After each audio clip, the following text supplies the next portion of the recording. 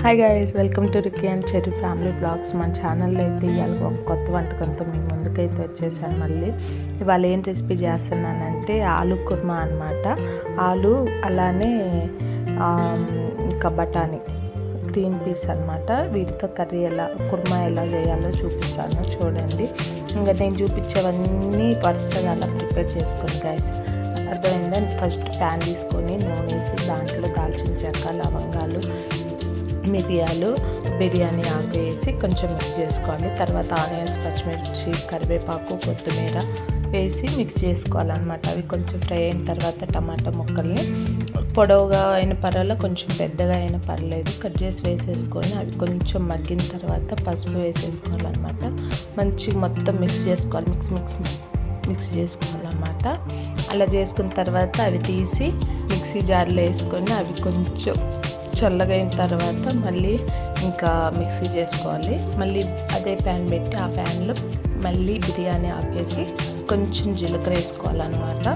జీలకర్ర వేసుకున్న తర్వాత కొంచెం కరివేపాకు వేసుకున్న తర్వాత యాక్చువల్లీ అల్లం వెల్లుల్లి పేస్ట్ వేయాలి ఇక్కడ, కానీ నేను తర్వాత వేస్తాను అనమాట. మనం అంతా స్పెషల్ కదా, అందుకోసమని.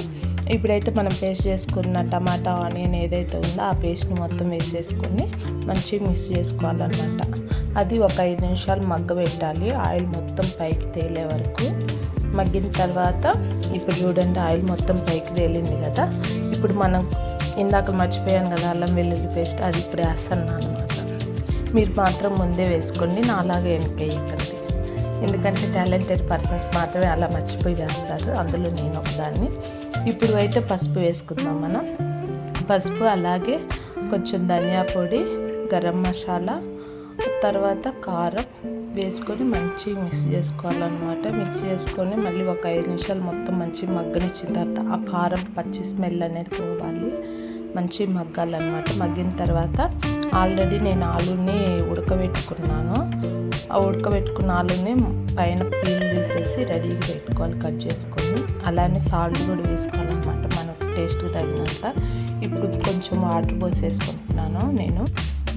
అలాగే ఇంకా వాటర్లో పచ్చి బఠానీని కూడా ఇప్పుడే వేసేసుకోవాలి, ఎందుకంటే వాటర్తో పాటు అవి కూడా కుక్ అయిపోతాయి అన్నమాట.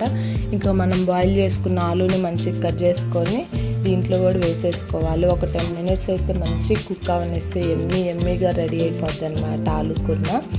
పలావ్లోకి కానీ అట్లనే చపాతీలోకి కానీ సూపర్ టేస్ట్ ఉంటుంది. ఈ వీడియో కనుక మీకు నచ్చినట్లయితే మీ అందమైన చేతులతో, సుతిమెత్తని చేతులతో ఒక సబ్స్క్రైబ్ అయితే చేసుకోండి గైస్.